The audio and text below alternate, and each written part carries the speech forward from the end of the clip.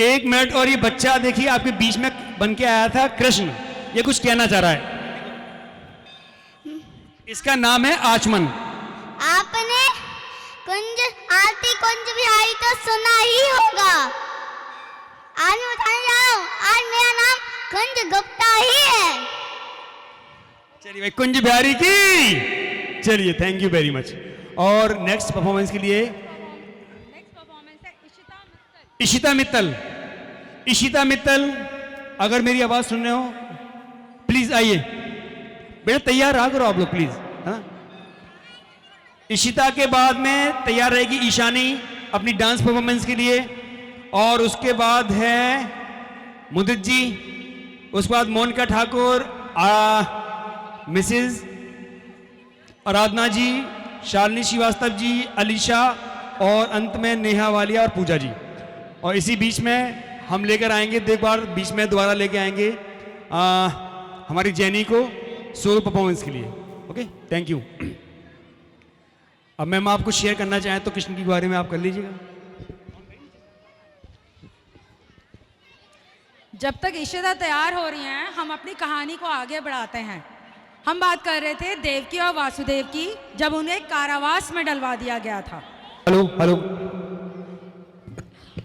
Thank you doctor Nimesh. Devaki और वासुदेव जी को जब कारावास में डलवा दिया गया था, उनके एक के बाद एक संतान हुई जिसे कंस मारता चला गया।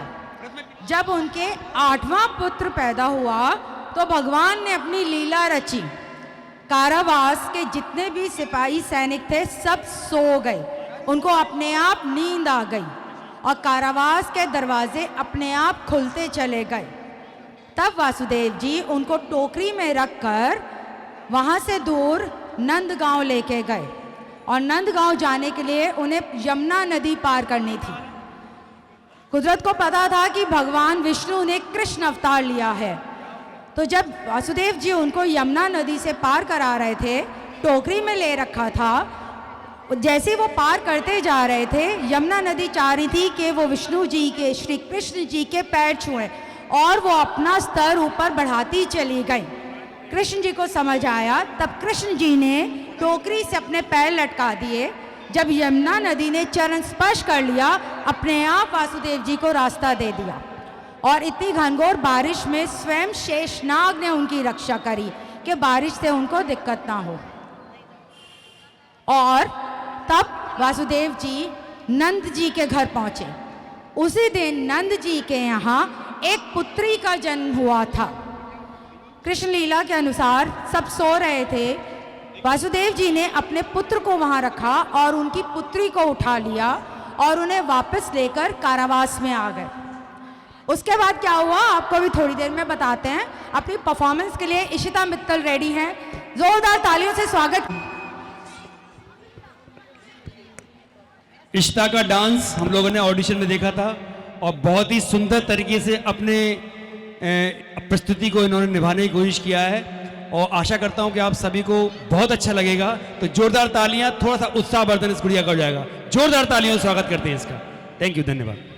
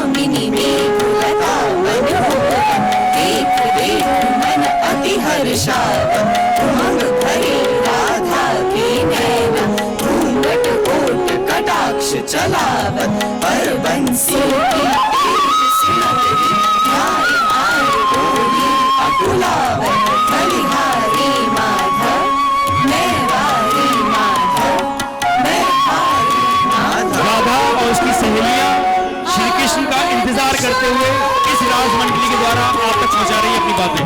मुकुट धरा श्यामल जग चले, मुकुट धरा आवत श्यामल जग चले, मुकुट धरा आवत श्याम, आवत श्याम, आवत श्याम।